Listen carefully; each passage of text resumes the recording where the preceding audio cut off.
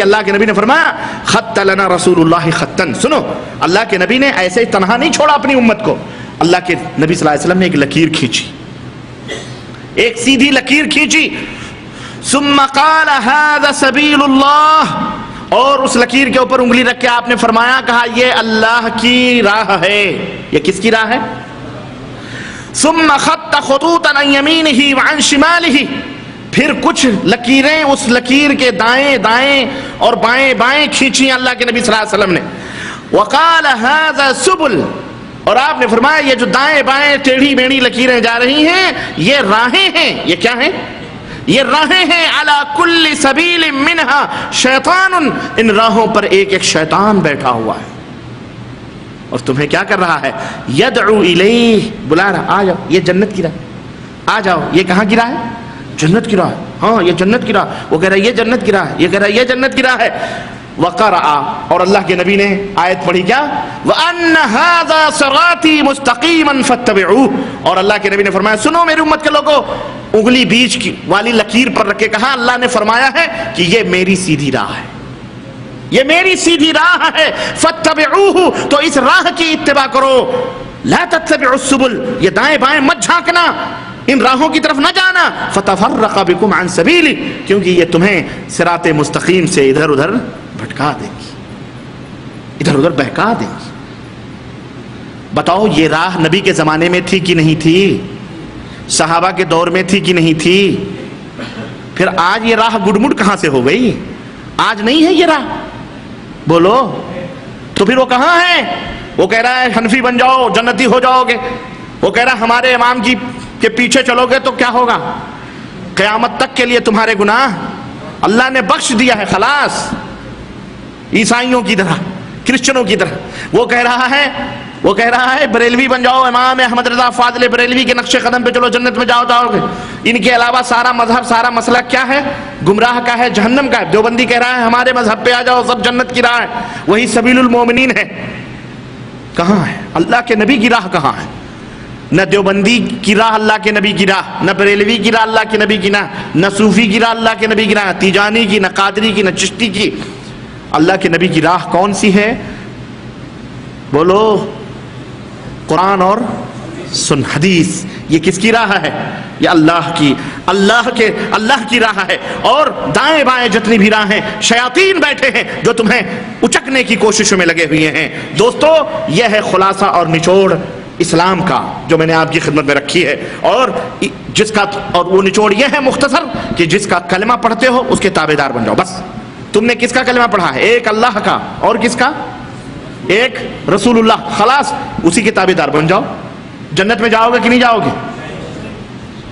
ایک مولوی بڑی شاندار تعبیر کر رہا تھا, کہہ رہا تھا میاں جھگڑے مت کرو, یہ حنفی شافعی مالکی حنبلی جو ہے نا ان کی مثال ایک محل جیسی ہے. محل سمجھ رہے ہیں؟ محل, قلعہ, ایک گھر جیسی ہے. ایک گھر کا دروازہ مغرب کی طرف ہے, ایک گھر کا دروازہ مشرق کی طرف ہے, اسی گھر کا دروازہ شمال کی طرف بھی ہے, اور اسی گھر کا دروازہ کس کی طرف ہے؟ جنوب کی طرف بھی. جیسے یہ مسجد ہے, ادھر بھی ایک دروازہ ہے مغرب کی طرف, ادھر بھی ایک دروازہ مشرق کی طرف, ادھر بھی ایک دروازہ شمال کی طرف, ادھر بھی ایک دروازہ کس کی طرف؟ جنوب کی طرف. اس نے کہا بعین ہی اسی طرح سے یہ حنفی شافعی مالکی حنبلی جو دروازے ہیں یہ جو حنبلیت کی طرف سے آ رہا ہے, جیسے کوئی مشرق کی طرف سے آیا وہ بھی مسجد میں آتا ہے, مغرب کی طرف سے جو آئے وہ بھی مسجد ہی میں آئے گا, جو شمال کی طرف سے آئے وہ بھی مسجد میں آئے گا, جو جنوب کی طرف سے آئے وہ بھی مسجد میں آئے گا. تو جو حنفی کی طرف سے آ رہا ہے وہ بھی اسلام میں آ رہا ہے, جو شافعی کی طرف سے آ رہا ہے وہ بھی اسلام میں آ رہا ہے, جو حنبلی کی طرف سے آ رہا ہے وہ بھی اسلام میں آ رہا ہے. تو یہ جھگڑا کرنے کی ضرورت نہیں ہے, یہ سب دروازے ہیں. ان دروازوں سے جس دروازے سے جو کوئی جائے داخل تو اسلام کے محل ہی میں ہوگا. داخل کہاں ہوتا ہے وہ؟ بولو. اسلام کے محل ہی میں ہوتا ہے نا. بڑی پیاری بات ہے کہ نہیں؟ بولو.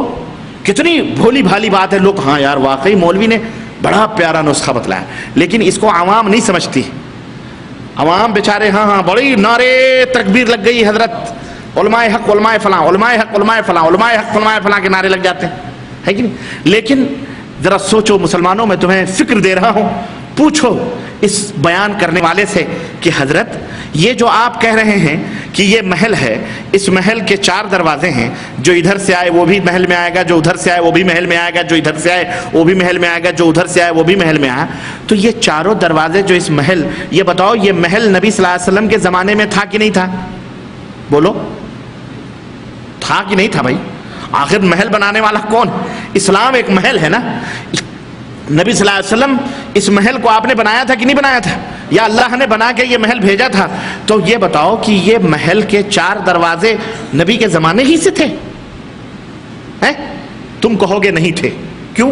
حنفی شافعی مالکی 400 برس کے بعد پیدا ہوئے ہیں۔ کتنے برس کے بعد؟ ابھی میں بتاتا ہوں، 404 صدی ہجری میں۔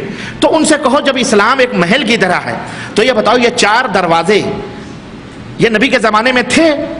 کہے گا نہیں تھے، نہیں تھے۔ ظاہر کون کہے گا تھے؟ یہ حنفی شافعی کیا ہے کہ نہیں؟ تو ان سے پوچھو تو اس محل میں داخل ہونے کا نبی کے زمانے میں کوئی دروازہ تھا؟ تو کہے گا ہاں دروازہ تو تھا بے شک۔ تو ان کو کہو پھر وہی دروازہ بتاؤ، وہ دروازہ کدھر ہے جو نبی کے زمانے میں دروازہ تھا؟ یہ تو 400 برس کے بعد تم نے چور دروازے کھولے ہیں۔ کتنے برس کے بعد؟ 400 برس کے بعد یہ چور دروازے تم نے 4 کھولے۔ آج تم ہمیں پٹی پڑھا رہے ہو، ادھر سے آئے وہ بھی اسلام میں، ادھر سے آئے وہ بھی اسلام میں۔ بیٹا یہ بتلا کہ نبی کے زمانے کا دروازہ کدھر گیا؟ آخر اس محل میں داخل ہونے والے نبی کے زمانے میں مسلمان بنتے تھے کہ نہیں لوگ بنتے تھے؟ تو وہ دروازہ کہاں گیا؟ کس نے بند کیا وہ دروازہ؟ اللہ کے نبی بند کر کے گئے، مر کے گئے تو بند کر دیا اللہ کے نبی نے؟ بولو کس نے بند کیا؟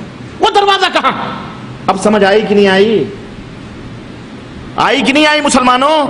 یہ مولوی کیسا ہے، اب کیسا ہے، اب سنو سمجھو۔ یہ پٹی پڑھا رہا ہے کہ نہیں پڑھا رہا؟ جھوٹ کی، تسلی کی۔ ہاں، جو کوئی رکھتا ہے دل میں الفت، جو کوئی رکھتا ہے دل میں الفت خیر الورا، صادق و کامل وہی ہے امت خیر الورا۔ ہے اگر منظور اے یارو رضائے کردگار، ہے اگر منظور یارو، ہے اگر منظور اے یارو رضائے کردگار، تو پکڑ لو دانتوں سے اپنے سنت خیر الورا، تو پکڑ لو دانتوں سے اپنے سنت خیر الورا۔ ہے جہاں قرآن میں کلمہ اطیع اللہ کا، ہے جہاں قرآن میں کلمہ اطیع اللہ کا، ساتھ ہی اس کے لگا ہے طاعت خیر الورا، ساتھ ہی اس کے لگا ہے طاعت خیر الورا۔ تو میرے بھائیو یہ وہ دین ہے جو کہاں بنایا گیا؟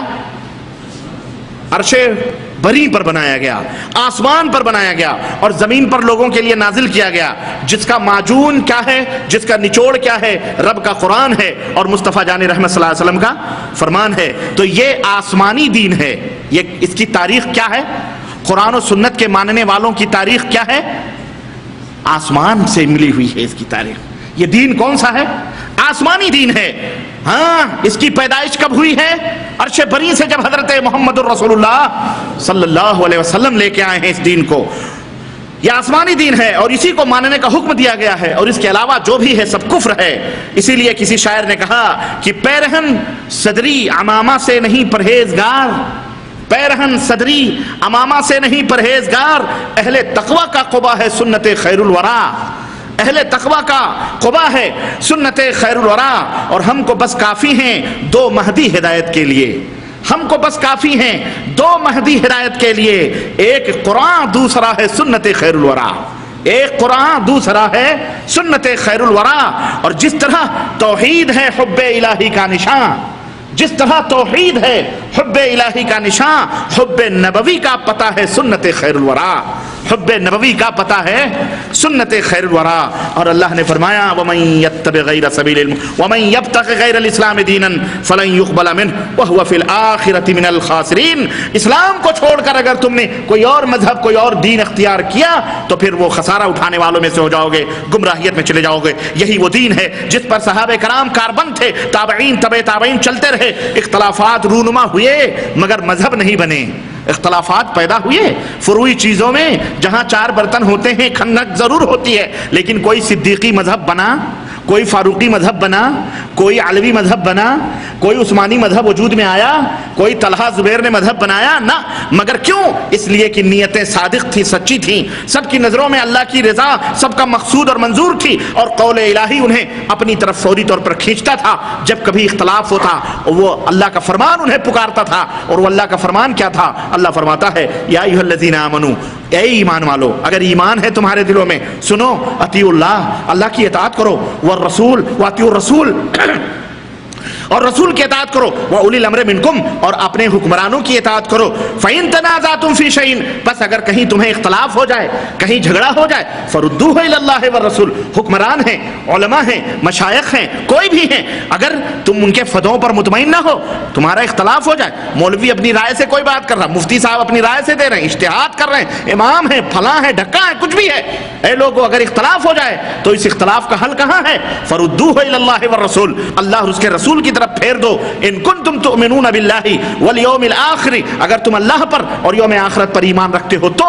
آؤ، تعالوا الی کلمۃ سواء بیننا وبینکم، اس کلمے کی طرف آؤ، قرآن کی طرف اور حضرت محمد الرسول اللہ صلی اللہ علیہ وسلم کے فرمان کی طرف اگر ایمان لاتے ہو۔ اللہ فرماتا ہے ذالک خیر واحسن تاویلا، تمہارے لیے سب سے بہترین بات اور سب سے بہترین تعویل یہی ہے، فالتو تعویلات نہ کرو، سب سے بہترین بات یہی ہے، کہیں جھگڑا ہو، کہیں اختلاف ہو، ان سے کہہ دو یارو لڑو مت، فرقہ نہ بناؤ، جھگڑا نہ کرو، ہمیں محمد الرسول اللہ صلی اللہ علیہ وسلم کی حدیث بدلا دو، رب کی قسم ہے ہم سر جھکا لیں گے، مان لیں گے، کیوں لڑائی کرتے ہو، کیوں پھڈے کرتے ہو، کیوں جھگڑے کرتے ہو؟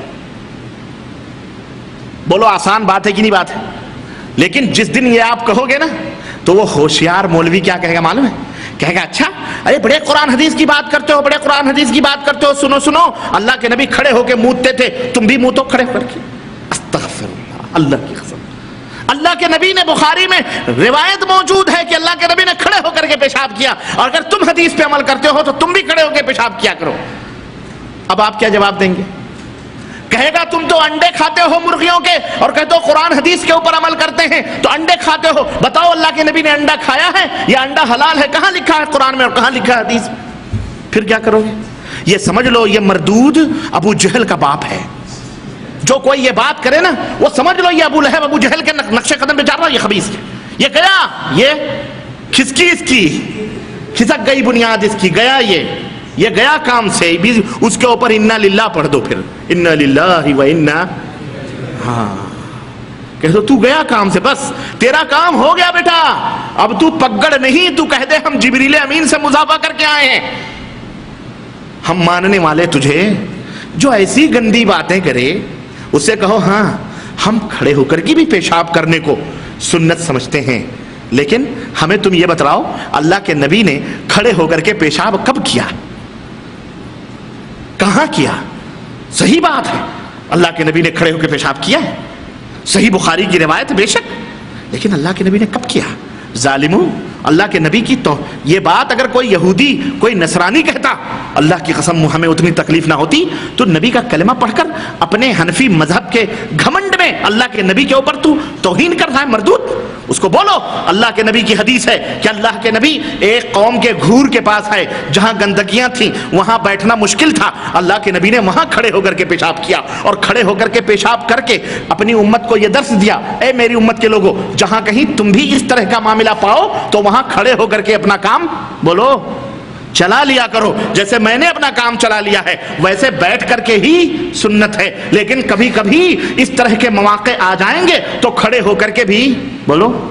ہاں بڑے انگلینڈ جاتے ہیں یہ لوگ، وہاں کے حمامات کیسے ہیں، ان سے کہو ملا جی تم وہاں بیٹھ کے کرتے ہو پیشاب، سارا منہ میں آئے گا، یہی نہیں ایئرپورٹ پہ جا کے دیکھ لو، یہ بیٹھ کے کریں تو سب منہ میں آئے گا، ان کے نیچے سے نکلے گا منہ میں آئے گا، ان کے آئے گا کہ نہیں آئے گا؟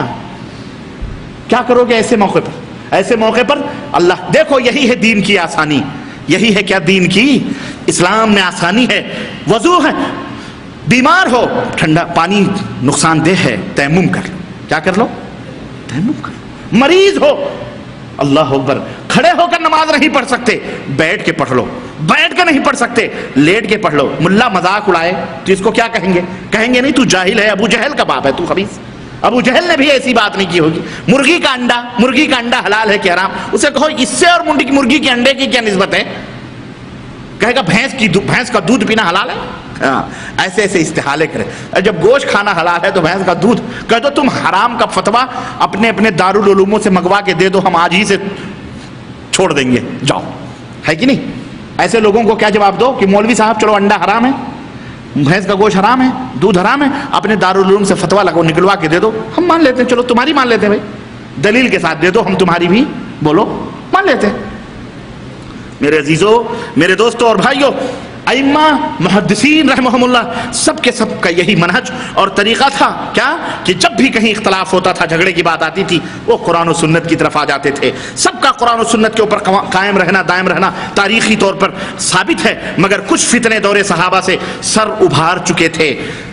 دور عثمانی ہی میں عبداللہ ابن سبا یہودی یمنی، جو کھلم کھلا یہودی مسلمانوں سے مقابلہ نہیں کر سکتے تھے، انہوں نے انڈر گراؤنڈ سازشیں کرنا شروع کی. اور یہ عبداللہ ابن سبا کو سب مانتے ہیں کہ یہودی خبیث مسلمان بن کے حضرت عثمان غنی کے ہاتھوں پر آ کے بیعت کی، اور اسی خبیث کی وجہ سے خلیفہ رسول داماد رسول شہید کر دیے گئے. حضرت علی کی بھی شہادت، حضرت حسین، حضرت حسن اور حضرت امیر معاویہ اور دیگر سب کی یہ جنگیں اور لڑائیاں، اور یہ عائشہ اور علی کے یہ سب سبائی تحریکوں کی ایک وہ تھی. یہ فتنے اسی دور میں شروع ہو چکے تھے، اور رفتہ رفتہ یہ فتنے افتراق کی بیج بو رہے تھے. علی کے زمانے میں خوارج کا فتنہ نکلا، شیعوں کا فتنہ نکلا، جو اپنے آپ کو شیعہ کہتے تھے اور کہتے تھے ہم علی کے عاشق ہیں. اور انہی کے زمانے میں ایسا بھی فتنہ نکلا جو اپنے آپ کو کہتے تھے کہ علی اللہ ہیں.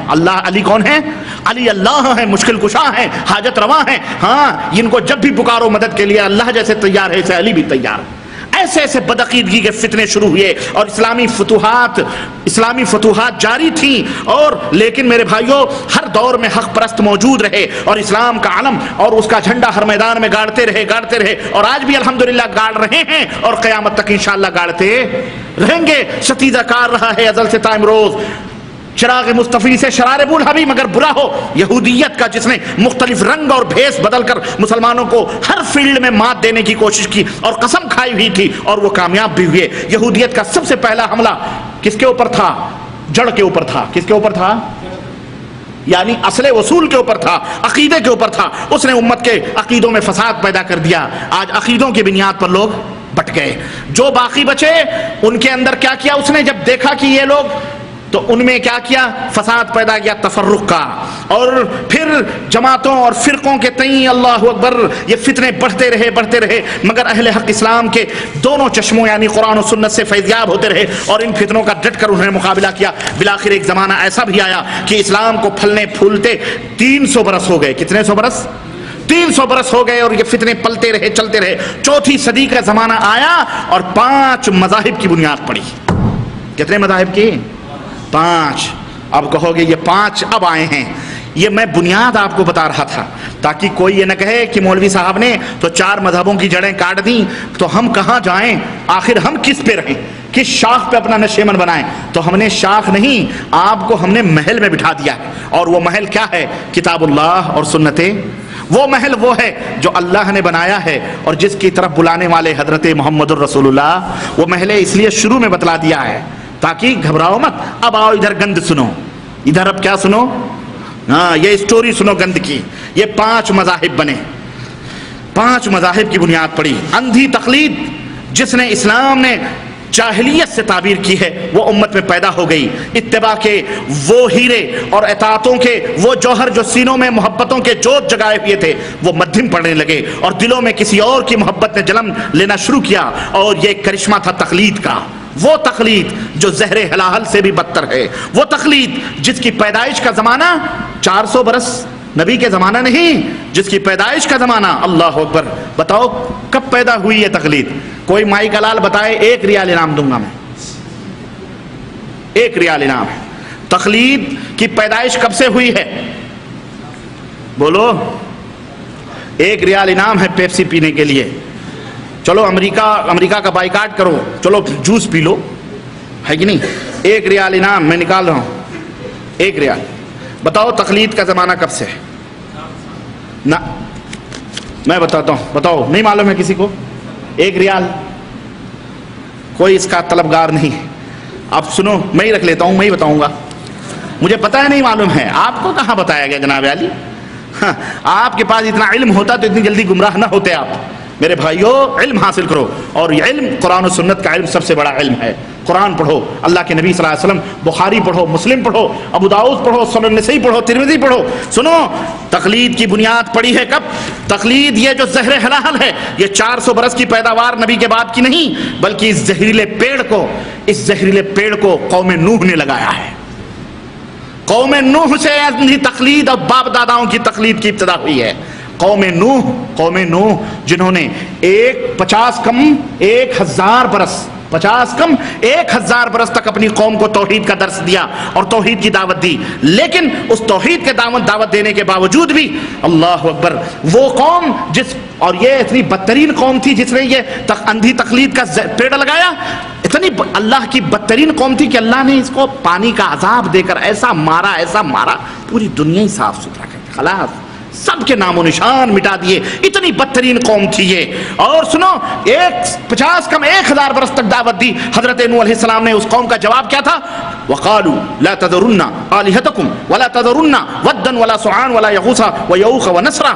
کہ سنو نوح یہ جو دعوت دے رہے ہیں توحید کی, اے میری قوم کے لوگوں, تمہارے باپ دادے جو کر رہے تھے, ود کو پوج رہے تھے, سوا کو پوج رہے تھے, یعوق کو پوج رہے تھے, یغوث کو پوج رہے تھے, اور نصر کو پوج رہے تھے, ان کو چھوڑو مت. یہ باپ داداؤں سے روش چلی آ رہی ہے, اس کو قائم ہو. بولو, یہ تھی اندھی تقلید جو کہاں سے چلی تھی؟ بولو, حضرت نوح علیہ السلام کے زمانے سے. اللہ تعالیٰ نے ایسے مقلدوں کو, اندھے مقلدوں کو کیا کر دیا؟ تہے آب غرق کر دیا. تہے آب کیا کر دیا؟ غرق کر دیا. اور پھر یہی لوگ ایسی اندھی تقلید آخری, اور یہی چلتی رہی روش تمام نبیوں کے زمانوں میں. حضرت قوم عاد کے پاس یعنی قوم سمود, قوم عاد, اور یہ جتنے بھی انبیاء آئے سب کے ساتھ یہی معاملہ رہا, اور سبوں نے کہا یہی جواب دیا جو قوم نوح نے جواب دیا تھا. کیا؟ اپنے باپ داداؤں کے نقش قدم پر. یہاں تک کہ آخری نبی حضرت محمد الرسول اللہ صلی اللہ علیہ وسلم آئے, اور انہوں نے کہا ایک نبی, ایک اللہ کی عبادت کرو. تو قوم نے کیا کہا؟ اجعل الآلہۃ الہا واحدا, اجعل الآلہۃ الہا واحدا, کیا سارے معبودوں کو چھڑا کر ایک معبود کی عبادت کریں؟ یعنی اللہ کو تو ہم پوجتے ہی ہیں, لیکن یہ بیچارے سفارشی ہیں, ان کو بھی کچھ ہدیے تحفے دے دیتے ہیں, تو کیا ان کو چھوڑ دیں؟ یہ تو باپ داداؤں سے چلے آئے. بین ہی اسی طرح سے آج کے زمانے میں اگر آپ کسی سے کہیں ایک امام حضرت محمد الرسول اللہ صلی اللہ علیہ وسلم کو مانو, تو کیا کہیں گے؟ اور یہ چاروں اماموں کو کیا کریں؟ 4 امام, اس کا تو مذہب ہی نہیں ہے, لا مذہب ہے.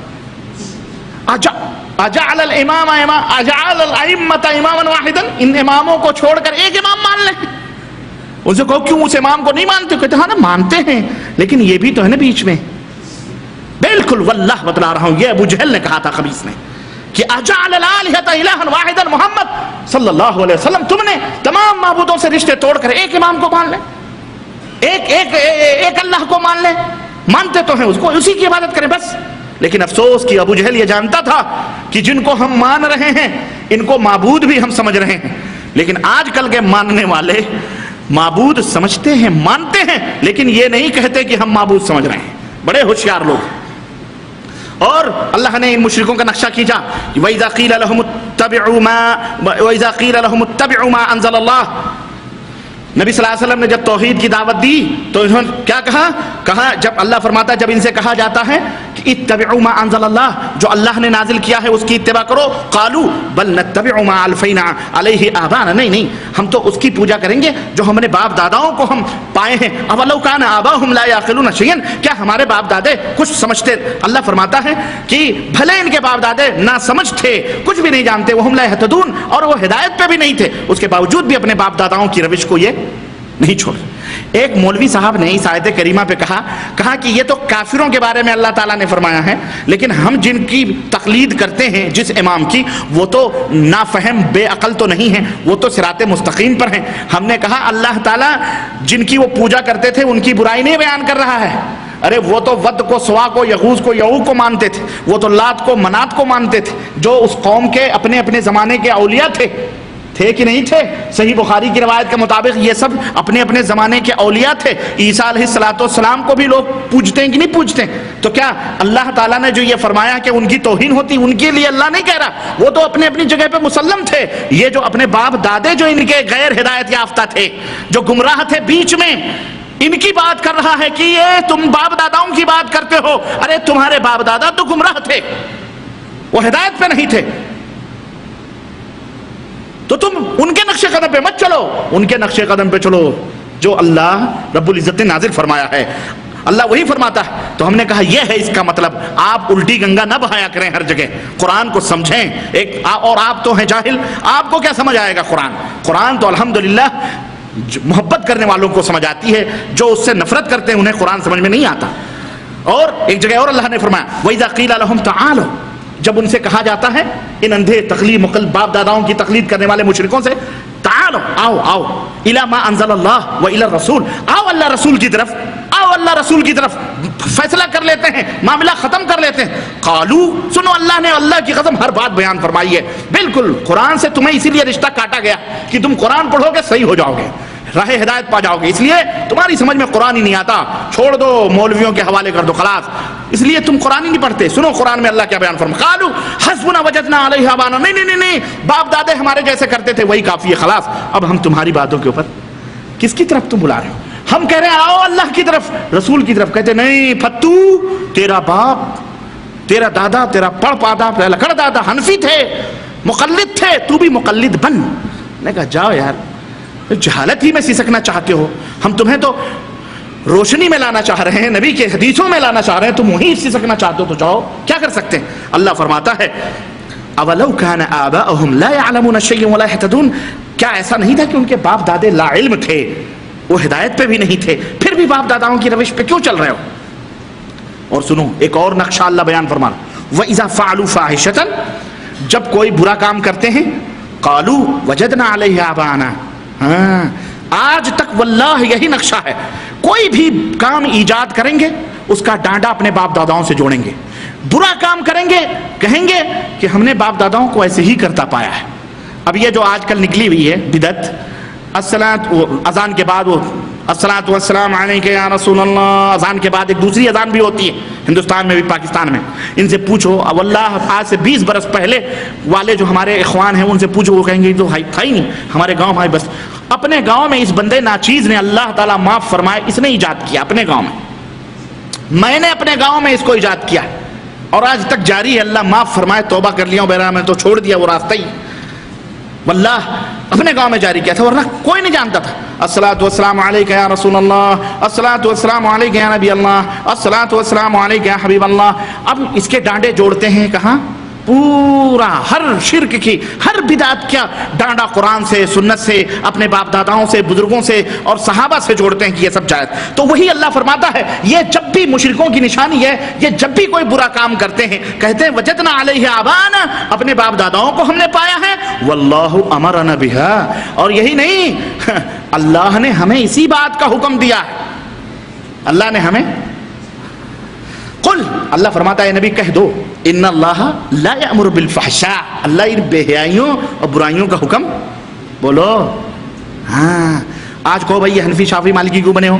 کہتے ہیں یہ فتنہ ہوا تو اللہ تعالیٰ کی رحمت ہوئی اپنے بندوں پر, اس لیے اللہ کی مصلحت کے پیش نظر امت کو 4 مذہبوں میں مقید کر دیا گیا. یہ اللہ کی بہت بڑی نعمت. ہم نے کہا اللہ کی نعمت تھی تو اللہ نے پہلے ہی کیوں نے نازل کی, اللہ کے نبی کو کیوں اتار دیا, ابو حنیفہ شافعی مالکی حنبلی کو اتار دیتا, یہ بات ہی ختم تھی, پھر یہ فتنے نہ ہوتے. سمجھ آئی کہ نہیں آئی؟ جب جوتیوں میں دال بٹنے لگی, بغداد کے اندر خون خرابے ہو گئے, تاتاریوں نے شافعیوں کو قتل کر دیا, دروازہ حنفیوں نے کھولا. قلعہ کا دروازہ کس نے کھولا؟ حنفیوں نے کھولا.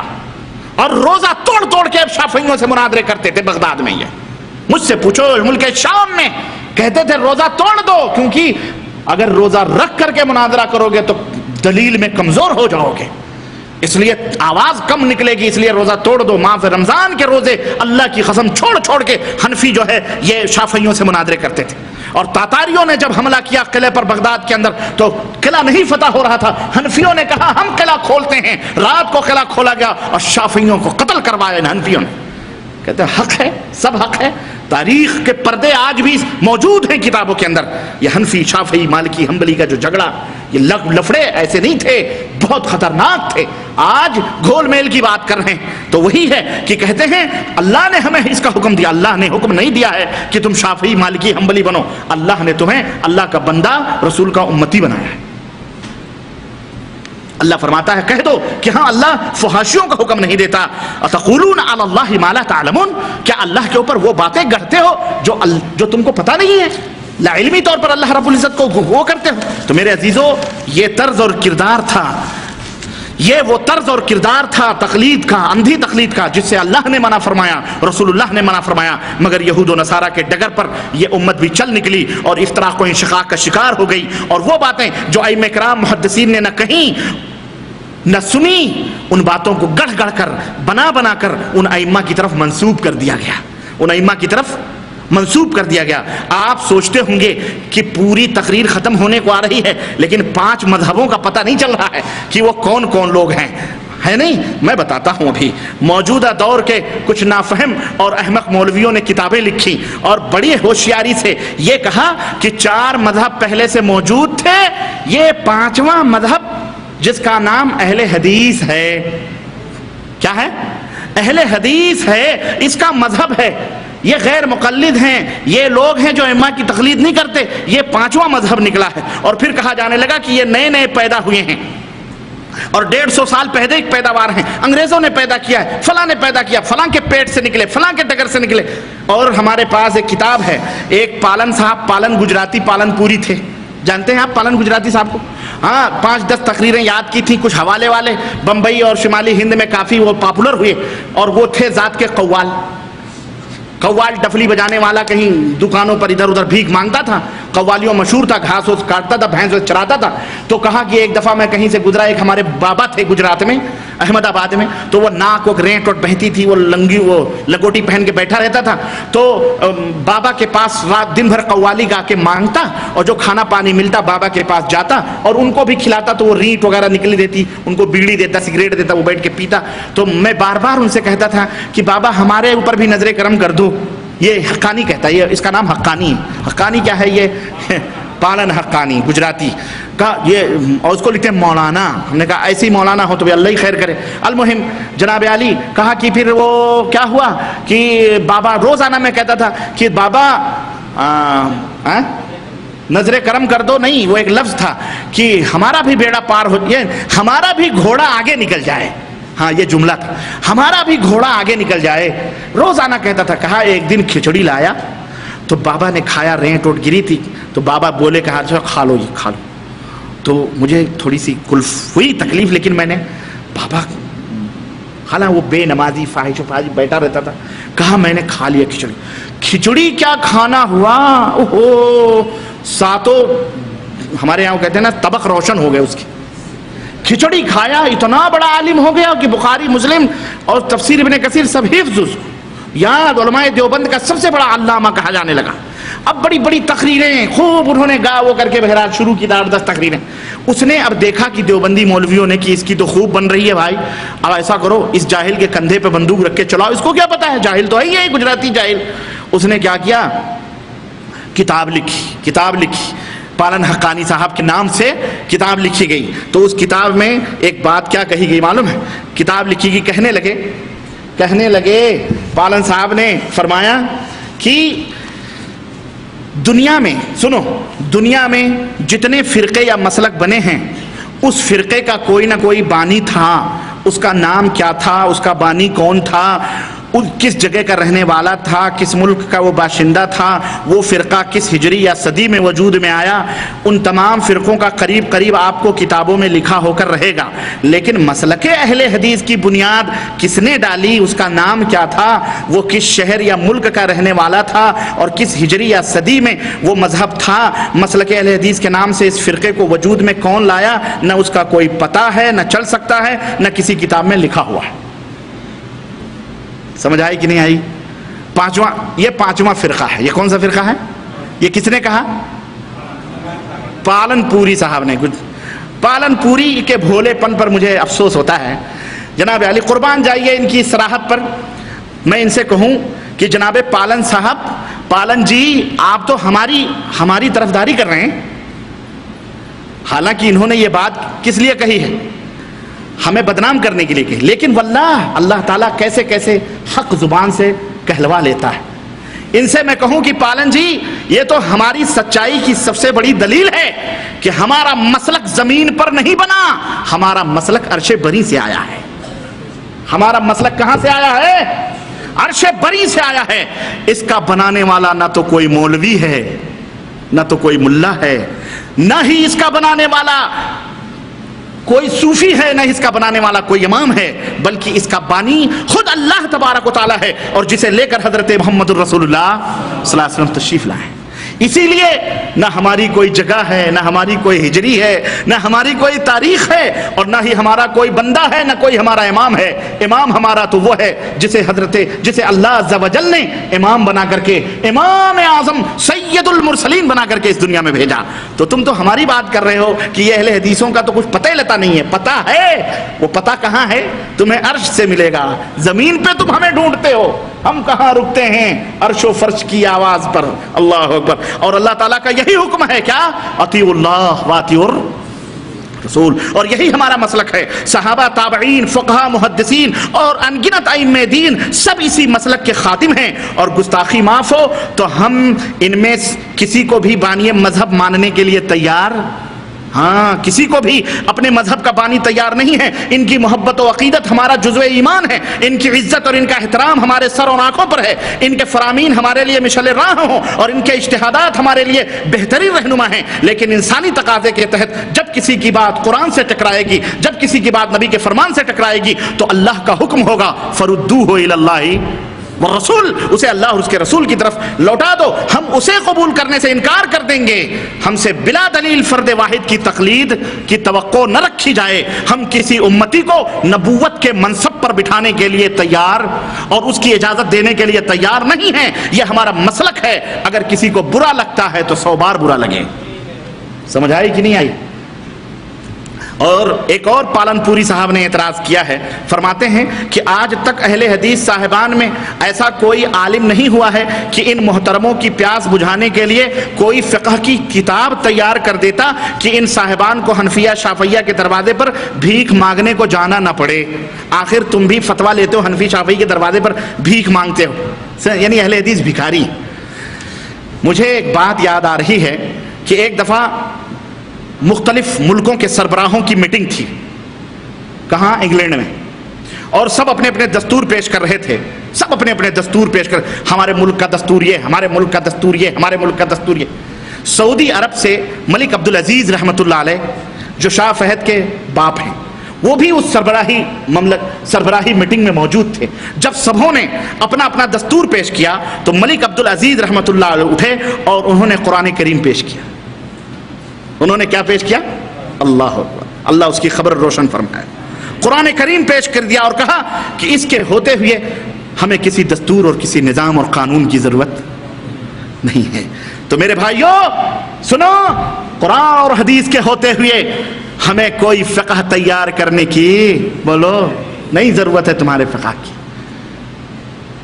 जिसका दस्तूर कुरान हो, सुन्नत हो, उसकी ज़रूरत हम मसला बताने के लिए हमारे मुफ्तियों को अल्हम्दुलिल्लाह आज तक कोई दिक्कत पेश नहीं आई है। अगर मसला समझने के लिए हम इमाम अबू हनीफा या इमाम शाफी के दरवाजे पर भीख मांगने जाते हैं तो क्या हुआ?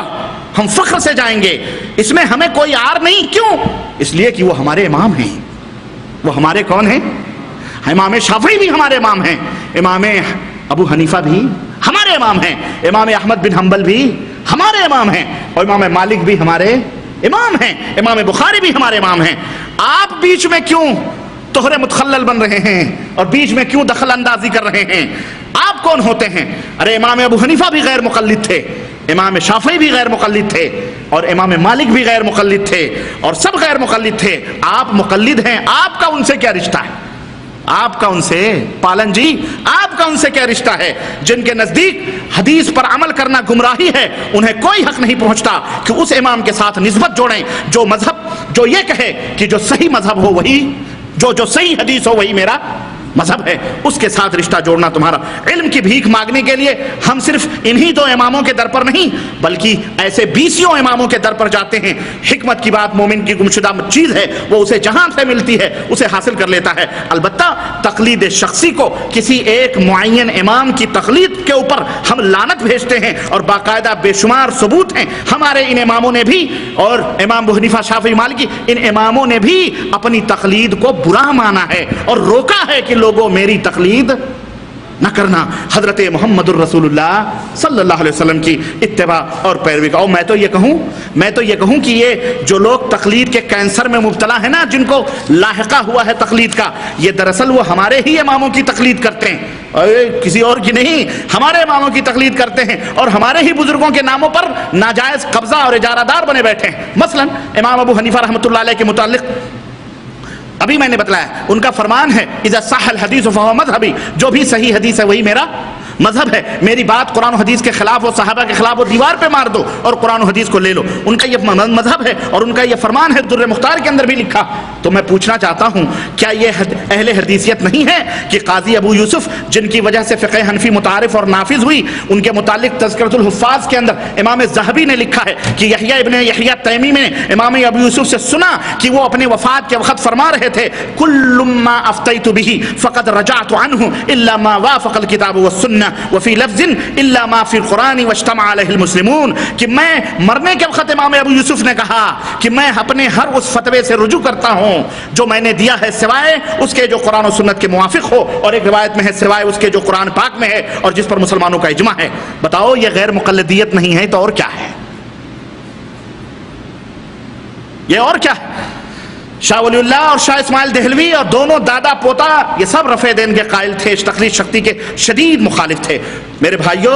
اور پالن صاحب فرماتے ہیں تقلید کے اس میں کہ دیکھو پیغمبر بھی 4 مشہور ہیں۔ دیکھو کیسے دھوکہ دیتے ہیں، کیا کہتے ہیں؟ پیغمبر کتنے مشہور ہیں؟ 4، حضرت داؤد، حضرت موسیٰ، حضرت عیسیٰ اور حضرت محمد صلی اللہ علیہ وسلم۔ اور کتابیں بھی 4 نازل ہوئی ہیں، کون سی؟ حالانکہ یہ ان کے جھوٹ ہے، کتابیں 4 ہی نہیں اور بھی نازل ہوئی ہیں، یہ کہو مشہور 4 کتابیں۔ کون سی؟ قرآن، توریت، زبور اور انجیل۔ اور فرشتے بھی 4، کون؟ جبریل، میکائیل، اسرافیل اور خلفائے راشدین بھی 4۔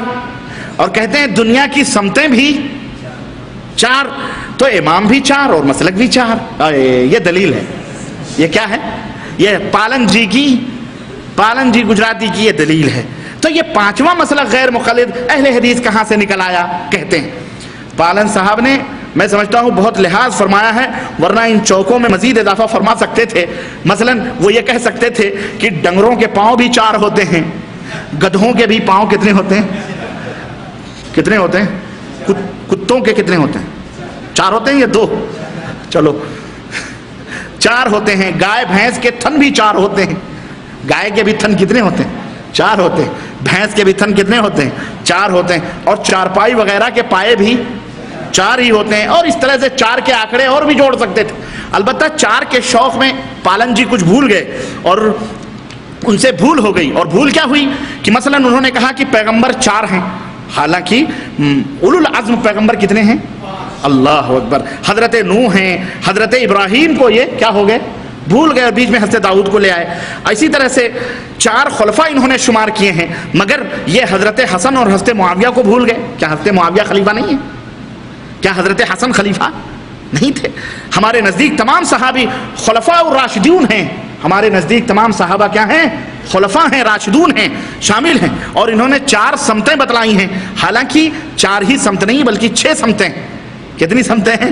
اوپر نیچے کی بات ہی بھول گئے، یہ چاروں طرف گھومنے والے اوپر نیچے کی بات کیا جانے، بھول گئے۔ کہتے ہیں کہ امام 4 ہیں، حالانکہ امام 4 نہیں بلکہ امام 5 ہیں۔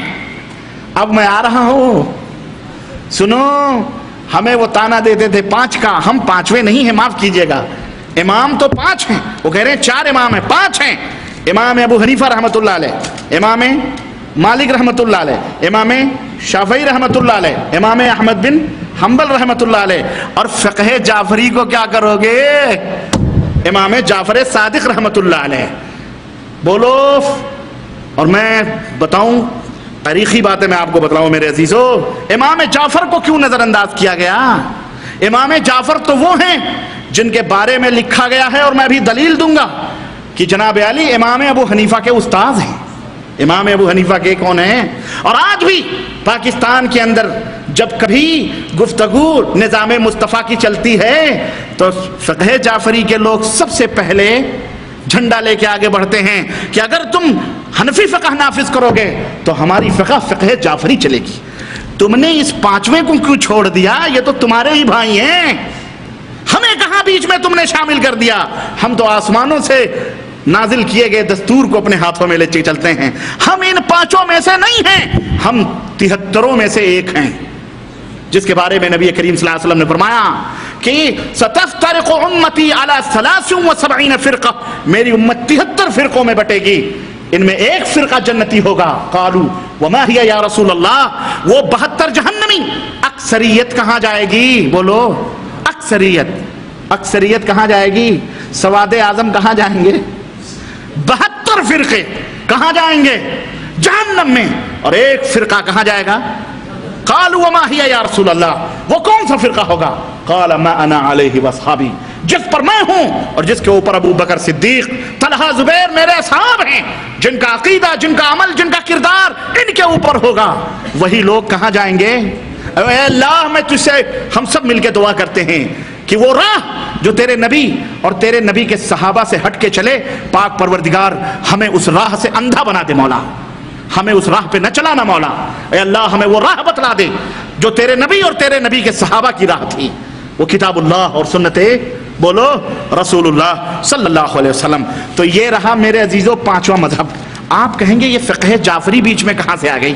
فقہ حنفی تو سنا تھا ہم نے, چنانچہ یاروں نے باقاعدہ فقہ حنفی کے مسلے بھی بنائے. شیعوں کو تو ہمیشہ انہوں نے الگ رکھا. یہ مسلے دیکھو, مسلے میں تمہیں مسلے دکھاؤں, یہ دیکھو حرم کو کس طرح انہوں نے تقسیم کیا. یہ مسلح, یہ حرم ہے اور حرم کو 4 حصوں میں بانٹا گیا ہے. کتنے حصوں میں؟ فقہ شافعی مسلح, حنفی مسلح, مالکی مسلح, حنبلی مسلح. اور اذان ہوتی تھی, اگر شافعی مسلک کا آدمی نماز پڑھاتا تھا تو پھر حنفی اور دوسرے بیٹھے رہتے تھے کہ ان کے پیچھے نماز. بولو یہ حق کی دلیل ہے. بولو میرے بھائیوں مسلمانوں, یہ حق کی دلیل ہے.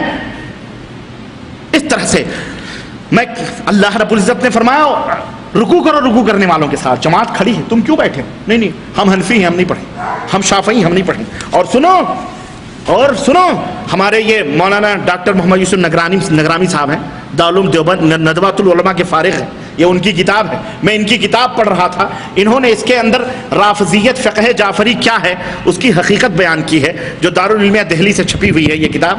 اس کے اندر مجھے عجیب و غریب لگی, یہ خود بھی حنفی ہیں, یہ ڈاکٹر نگرامی صاحب بھی خود کٹر حنفی ہیں یہ, اس میں کوئی شک نہیں. لیکن وہی بات جو دوسروں کے لیے کہی جا رہی ہے, خود کے لیے آپ کیوں نہیں اس کو تسلیم کرتے؟ خیر, یہاں تو میں آپ کو بتلا رہا ہوں کہ کہہ رہے ہیں کہ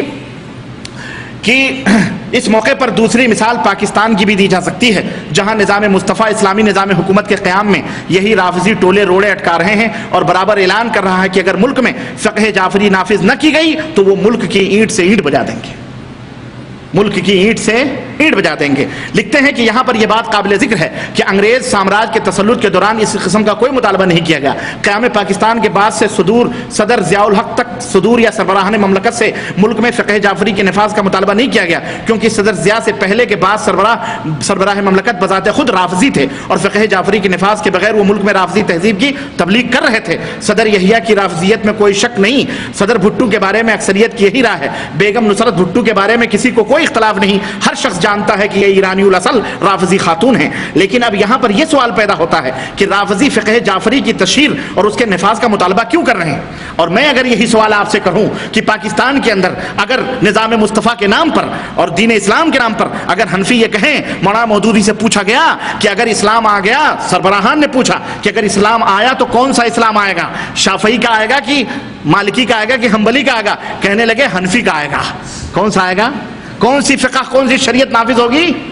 کہنے لگے حنفی شریعت مولانا مودودی نے کہا، لکھا اپنی کتاب میں کہ حنفی شریعت نافذ ہوگی. تو اگر تم حنفی شریعت نافذ کرو اور یہ جو ہے شیعہ جو وہاں تعداد میں ہیں بہرحال موجود ہیں، اگر یہ بتاؤ فقہ جعفری نافذ کریں تو پھر کیا تکلیف ہو رہی ہے؟ کہہ رہے ہیں یہ کون سی فقہ نافذ کریں؟ رافضیوں کا عقیدہ ہے کہ یہ ایسے ہیں ویسے ہیں، اور میں کہوں ہمارے ملکوں کے حنفیوں کا کیا عقیدہ ہے؟ معاف کیجئے گا، ہم رافضیوں کے عقیدوں کو صحیح نہیں بتا رہے ہیں، غلط بتلا رہے ہیں، سمجھتے ہیں. کہتے ہیں کہ رافضی ائمہ نے تاریخ کے کسی بھی دور میں دین کا نفاذ نہیں کیا، بلکہ اپنے حامیوں کو عوام کا اتباع کرنے کی بہرحال یہاں پہ مناقب ابو حنیفہ کے کہتے ہیں کہ البزاری نے اپنی کتاب مناقب الامام ابو حنیفہ میں لکھتے ہیں کہ امام جعفر کے شاگردوں میں اسلامی فقہ کے بڑے جید عالم رہے، جن میں کہ قابل ذکر امام ابو حنیفہ، امام مالک اور سفیان ثوری ہیں. انہوں نے یہ بھی بیان کیا ہے کہ استاد اور شاگردوں کے درمیان باہمی محبت اور احترام تھا، اور امام جعفر امام ابو حنیفہ کے بارے میں کہا کرتے تھے کہ وہ شہر میں سب سے بڑے فقیہ ہیں. اور اب انہی بزازی نے خود امام جعفر کے بارے میں ان کے شاگرد امام ابو حنیفہ کی رائے بھی سنی ہے، وہ رائے دیے ہوئی ہیں. بہرحال کہتے ہیں کہ امام صاحب بڑے ہی اچھے تھے. امام جعفر صادق جو تھے وہ قرآن کریم کی تلاوت کرتے تھے، ہمیشہ حضور کا ذکر باوضو ہو کر کرتے تھے، کبھی فضول کی باتیں نہیں کرتے تھے. کہتے ہیں کہ یہ روایتیں اگر استاد اور شاگردوں کے مابین قائم باہمی تعلق اور احترام کی نشاندہی کرتی ہیں تو ان فقہی اختلافات کی طرف بھی اشارہ کرتی ہیں جو استاد اور شاگردوں کے درمیان پائے جاتے تھے، جو آج بھی ایک اچھے تعمیری اور صحت مند تحقیقی کام کا موضوع بن سکتے ہیں. المہم کہتے ہیں کہ نام نہاد فقہ جعفری کا اگر آپ مطالعہ کریں تو سنو ذرا، اگر فقہ جعفری کی رد کر رہے ہیں، یہ کون؟ حنفی فقہ کے ماننے والے ڈاکٹر محمد یوسف نگرانی صاحب کہہ رہے ہیں کہ اگر نام نہاد فقہ جعفری کا اگر آپ مطالعہ کریں تو واضح ہوگا کہ جھوٹ، افتراء، قلمی اور فکری گستاخی اور بد تہذیبی پر مبنی طلسماتی اور خرافاتی مسائل جنہیں رافضی فقہ جعفری کا نام دیتے ہیں اس کا لب لباب حسب ذیل ہے. نمبر 1 عقیدہ امامت، جو رافضیت کی بنیاد اور اساس ہے، جس کے سلسلے میں آپ گزشتہ صفحات میں پڑھ چکے ہیں. یہاں پر اتنا کہنا کافی ہے کہ عقیدہ رافضی مذہب کا رکن ہے. امامت کا عقیدہ جو ہے یہ مذہب کا رکن ہے اور ان کے نزدیک نبوت سے بھی نعوذ باللہ بالا تر. المہم وہ کہتے ہیں کہ امام اور قرآن، رافضیوں کا عقیدہ ہے کہ اللہ کی کتاب قرآن اور امام قرآن ناطق ہے، اور قرآن کی وضاحت اور تفسیر کے سلسلے میں امام کا کردار حضور کے کردار کی طرح ہے. آج یہی عقیدہ ہمارے یہاں بھی رکھا جاتا ہے. یہ اور بات ہے، واضح نہیں، چپکے چپکے کہ تم نہیں قرآن سمجھ سکتے. ائمہ جو تھے وہی امام ابو حنیفہ، امام شافعی، مالک ہی، انہوں نے ہی قرآن کہتے ہیں باطن، قرآن باطن. چونکہ رافضیوں کو قرآن میں کوئی بھی ایسی آیت نہیں ملی جو ان کے عقیدے امامت تائید کرے، تو انہوں نے اس گمراہ عقیدے کو ثابت کرنے کے لیے قرآن کی تعویلیں کرنی شروع کر دی. اور آج یہی ہو رہا ہے، جو رافضی کر رہے ہیں، جو یہی کر رہے ہیں ہمارے یہاں حنفی لوگ. کہتے ہیں یہاں تک دعویٰ کیا کہ قرآن کا 3/4 ان کے اور ان کے عقیدے کی تائید میں ہے. المہم یہاں پہ فقہ جعفری کا ایک واقعہ بیان کرتے ہیں کہ فقہ جعفری کے اندر ایسی باتیں لکھی ہوئی ہیں استغفر اللہ کہ وہ جو ہے امام جعفر صادق اس کا حکم نہیں دے سکتے. کہتے ہیں کہ رافضیت کا دار و مدار عقیدہ امامت پر ہے، اس لیے وہ لوگ فقہ جعفری پر اس کی چھاپ ہے. اور کہتے ہیں کہ ان کا یہ عقیدہ ہے کہ فقہ جعفری کہتے ہیں کہ رافضیوں کے علاوہ تمام مسلمانوں کی عبادتیں باطل ہیں، اور چونکہ وہ عقیدہ امامت پر ایمان نہیں رکھتے اس لیے وہ دائرہ اسلام سے بھی خارج ہیں. فقہ جعفری اپنے اماموں یا ان کے قائم مقام کو تجارت زراعت کی آمدنی کے 5ویں خمس حصے کا حقدار قرار دیتی. فقہ جعفری کی روح سے اگر کسی نے ایک بار امام حسین کی قبر کی زیارت کر لی تو فریضہ حج اس سے ساقط ہو جاتا ہے. آج ہمارے ہاں 80% حنفی کہتے ہیں جنتی دروازہ چلے جاؤ، خواجہ قریب نماز کو دیکھ لو، داتا گنج حجویری کو دیکھ لو، خلاص حج ہی ساقط ہو جاتا ہے. کہ نہیں ہے یہ عقیدہ؟ تو اگر شیعہ رکھتے ہیں تو کیا ہے؟ کہتے ہیں فقہ جعفری کی مسندت کرام ائمہ معصوم میں سے بعض یہ بھی ہے کہ کہتے ہیں کہ ایسی شرمناک اور ایسی باتیں فقہ میں لکھی ہوئی ہیں کہ جو نہایت ہی اخلاقی پستی اور گراوٹ کی دلیل ہے. کہتے ہیں کہ کلینی نے امام جعفر سے یہ شرمناک روایت نقل کی ہے، اور جس کا ترجمہ یہ ہے کہ امام جعفر صادق علیہ السلام سے روایت ہے کہ آپ نے فرمایا کسی غیر شیعہ عورت یا مرد کی شرمگاہ کو دیکھنا ایسا ہے جیسے گدھے کی شرمگاہ کو دیکھنا، یعنی کوئی گناہ نہیں. استغفر اللہ. یہ شیعوں کے اس میں کہتے ہیں کہ حضرت امام جعفر تو ایک مقدس بزرگ تھے، کیا کوئی آدمی ایسی روایت بیان کر سکتا ہے؟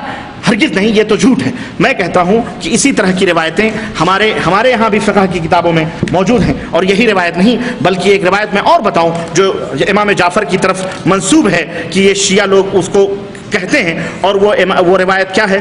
وہ کہتے ہیں کہ امام جعفر صادق نے یہ فرمایا کہ اگر کوئی شخص استغفر اللہ کہتے ہیں کہتے ہیں کہ امام جعفر صادق سے مروی ہے کہ آپ نے فرمایا کہ جب بھی کوئی بچہ پیدا ہوتا ہے تو ابلیسوں میں سے ایک ابلیس وہاں موجود ہوتا ہے. اگر اللہ کو معلوم ہے کہ وہ بچہ شیعہ ہوگا تو اس کو شیطان سے محفوظ رکھتے ہیں، اور اگر وہ بڑا ہو کر شیعہ ہونے والا نہ ہو تو شیطان اس کے دبر میں انگلی ٹھونس دے گا اور وہ بڑا ہو کر لواطت میں مبتلا ہو جائے گا. استغفر اللہ.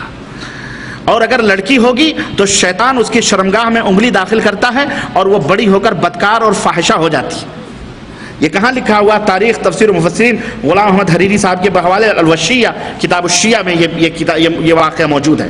تم ذرا ٹھنڈے دل سے سوچئے کہ کیا امام جعفر صادق ایسی بات کر سکتے ہیں؟ بولیے. اب اگر ہم ان باتوں کو امام جعفر کی طرف منسوب سمجھیں تو امام جعفر کی توہین ہے یا امام جعفر کی تعریف ہے؟ بولیے. توہین ہے. بین ہی اسی طرح سے میں کہنا چاہوں گا اپنے حنفی بھائیوں سے، آپ نے کیا کیا گل کھلائے ہیں؟ اگر آپ کی کتاب کھولی جائے، فقہ فتاوی عالمگیری ہو، در مختار ہو، اور فقہ کی وہ کتابیں جس کے اندر آپ نے وہ گند کی ہے اللہ اکبر، جس کو آپ نے امام ابو حنیفہ رحمۃ اللہ علیہ کی طرف منسوب کیا ہے اور اپنے آپ کو کہتے ہیں کہ جی ہم امام حنفی ہیں، ہم فلاں ہیں. میں کہوں کہ آپ کی فقہ کی کتابوں کے اندر جو باتیں موجود ہیں اور کیسی باتیں استغفر اللہ کہتے ہیں. اعوذ باللہ. میں آپ کو ایک دو واقعہ بتاؤں، اور میں کیا بتاؤں، سب کو معلوم ہے میرے عزیزو کہ کس طرح سے انہوں نے گمراہیت کو پھیلایا ہے. اعوذ باللہ. حنفی فقہ کی کتابوں میں ایسی باتیں گند کی موجود ہیں کہ جن کو اگر آپ جو ہے کہتے ہیں نا کہ جو جعفر صادق کو نہ مانے، جو شیعہ نہیں وہ کافر ہے. یہاں کیا در مختار کے اندر انہوں نے یہ لکھا ہوا ہے، یہ شعر موجود ہے در مختار کے اندر کہ فلعنت ربنا اعداد رمل علی من رد قول ابی حنیفہ، کہ جو شخص جو ہمارے رب کی لعنتیں ہوں ریت کے ذروں کے برابر اس آدمی پر جو امام ابو حنیفہ کے قول کو جھٹلا دے، رد کر دے. لعنت کس کے اوپر پڑتی ہے؟ یعنی ان کے قول کو ماننا یہ ایمان ہے، ان کے قول کو نہ ماننا کیا ہے؟ لعنت کا سبب ہے. اب آپ بتائیں کہ کیا امام ابو حنیفہ رحمۃ اللہ علیہ یہ بات کہیں گے؟ اس طرح کی بات ہے. یہی نہیں بلکہ کہتے ہیں، بلکہ وہ وضو کے متعلق اور نجاست اور ناپاکی مجلد کہتے ہیں کہ اعوذ باللہ استغفر اللہ. میں آپ کو کہاں تو بتاؤں، کہیں گے اعوذ باللہ. کہتے ہیں باہم ننگے مرد اور عورت کی شرمگاہ مل جانے سے وضو نہیں ٹوٹتا ہے. کہتے ہیں انگلی پیچھے داخل کرے، انگلی اپنے دبر میں داخل کرے، اگر خشک نکلی تو وضو نہیں ٹوٹتا ہے. یہ امام صاحب کہیں گے، یہ امام صاحب بیان کریں گے ایسے مسائل جو یہ سب جو بیان کیا ہے. کہتے ہیں اپنے ذکر کو، اپنے عضو تناسل کو یا دوسرے کے ذکر کو پکڑنے سے وضو نہیں ٹوٹتا ہے. کہتے ہیں زندہ یا مردہ جانور یا کم عمر لڑکی سے ہم بستری کیا تو وضو نہیں ٹوٹتا ہے. یہ جانوروں سے جائے گا کوئی لواطت کرنے کے لیے نعوذ باللہ، یا زندہ یا مردہ جانور سے، یہ لڑکی سے. یہ امام ابو حنیفہ رحمۃ اللہ علیہ کا مسئلہ ہو سکتا ہے؟ بولو ذرا. امام ابو حنیفہ رحمۃ اللہ علیہ قبروں کی پوجا کرتے تھے. امام ابو حنیفہ رحمۃ اللہ علیہ درگاہوں پہ جاتے تھے. امام ابو حنیفہ چادر چڑھاتے تھے. امام حسین روشنی کرتے تھے، اگربتیاں سلگاتے تھے، بھنگڑے ڈالتے تھے، قوالیاں گاتے تھے، ناچتے تھے، رنگ برنگے زرد پیلے زعفرانی کپڑے پہنتے تھے، یہ پگڑ ہرے پیلے کرتے تھے، نقشبندی، سہروردی، چشتی، قادری امام ابو حنیفہ جانتے تھے، مانتے تھے. کیا امام صاحب کا نام لے کر کے گند کی جا رہی؟ تو ایسے ہی جعفری کر رہے ہیں، فقہ جعفری. تو آپ 5 ہو، 5 پنجتن پاک کہو اپنے آپ کو. کیا ہو؟ 5. کتنے ہو؟ ہم 5ویں میں، اہل حدیث 5ویں میں. معاف کرنا، ان کو چھوڑ دیا کہ دنیا یہ کہے گی ارے یعنی شیعوں کی بھی فقہ ہے، شیعوں کی بھی فقہ ہے. اس ڈر سے فقہ جعفری کا نام نہیں لیتے ہیں، لیکن آج سے نام لو. کیا کہو؟ 5 تم ہو، ہم تم میں شامل. الحمدللہ. نہ تمہارا ایمان، نہ تمہارے عقیدے، نہ تمہاری سلسلے، نہ تمہاری بیعتیں. الحمدللہ ہمارا منہج، ہمارا طریق، ہم کتنے، ہمارا قرآن، ہمارا جو مذہب ہے، ہمارا جو دین ہے وہ کہاں سے آیا ہے؟ تم کہتے ہو ان کی کوئی تاریخ نہیں، 150 سال پہلے ان کی کوئی قبریں نہیں. صحیح کہتے ہو، ہم تمہیں برا نہیں کہتے. تم نے صحیح بات کہی، میری بات کہی، ہماری بات کہی. اس سے یہ ثابت نہیں ہوتا کہ الحمدللہ ہمارا یہ مذہب قرآن و سنت کا کہاں سے آیا ہے؟ آسمان سے آیا ہے، عرش سے آیا ہے، اللہ نے بھیجا ہے. اتبعوا ما انزل الیکم من ربکم، اللہ کا حکم ہے. اور الحمدللہ ہم کہتے ہیں اے اللہ ہم اسی کے اوپر کاربند رہیں. الحمدللہ۔ تو میرے عزیزوں، میرے دوستوں، باتیں تو بہت ہیں اور بہت مجھے بیان کرنا تھی، اس میں میں آپ کو اتنا میں نے بیان کیا۔ المہم یہ پوری حقیقتیں ہیں جو آپ کے سامنے ہیں۔ اب آپ کی سمجھ میں آیا 5 مذہب کا بیان، شافعی کا بیان، مالکی کا بیان، حنبلی کا بیان، حنفی کا بیان اور جعفری۔ یہ ہے فقہ جعفری۔ اور آج بھی ہمارے پاکستان میں پاکستانی بھائی جانتے ہیں کہ آج وہ کتنے، کوئی ادھر مارتا ہے، یہ اس کو مارتے ہیں، وہ اس کو مارتے ہیں، مارتے کہ نہیں مارتے؟ اور اخباروں میں آتا ہے فقہ جعفری کا بہت بڑا خطیب مارا گیا، فقہ جعفری کے امام مارے گئے۔ وہ کہتے ہیں جی فقہ حنفی کا امام، سنیوں کا امام مانا۔ اس لیے ہم 5 نہیں ہیں، معاف کرنا، 5 مذاہب یہ سارے کے سارے اسلام نہیں ہیں۔ یہ اسلام میں اس کا کوئی دخل عمل نہیں ہے، نہ ائمہ نے کہا، نہ اللہ نے فرمایا، نہ رسول نے فرمایا، نہ خود ائمہ رحمہم اللہ نے کہا، سبوں نے تقلید سے منع فرمایا ہے۔ یہ سارے امام، چاہے امام جعفر ہوں، چاہے امام شافعی ہوں، چاہے امام مالک ہوں، چاہے سب ہمارے امام ہیں، سب کتاب و سنت کے ماننے والے، کتاب و سنت کی دعوت دینے والے۔ ان مقلدوں کا ان سے کوئی رشتہ اور تعلق، جو شراب کو بھی حلال کہیں، خنزیر کو بھی حلال کہیں، زنا نعوذ باللہ، محرمات ابدیہ کو بھی حلال کہیں، ہمارا امام ابو حنیفہ رحمۃ اللہ علیہ سے ان کا کوئی رشتہ اور تعلق نہیں ہے۔ یہ نام استعمال کیا جا رہا ہے ان کا، اور کام کیا جا رہا ہے 400 برس کے بعد اپنا۔ اور ایک آخری بات کہہ کر کے کہ یہ ہمیں کتابوں کی دھونس دیتے ہیں، تو میں ذرا بتلاؤں میرے عزیزوں، آخری بات کہہ کے کہتے ہیں کہ ان الہدایۃ کالقرآن قد نسخت ما صنفوا قبلها فی الشرع من کتب۔ ذرا سنیے گا ایک شعر کا ترجمہ۔ ہدایہ بڑی معرفت الآراء کتاب ہے، تمام دیوبندی، حنفی، مولوی، بریلوی سب پڑھتے ہیں، ہم نے بھی پڑھی ہے۔ اس میں لکھا ہوا ہے کہ ہدایہ قرآن کی طرح ہے۔ ہدایہ کس کی طرح ہے؟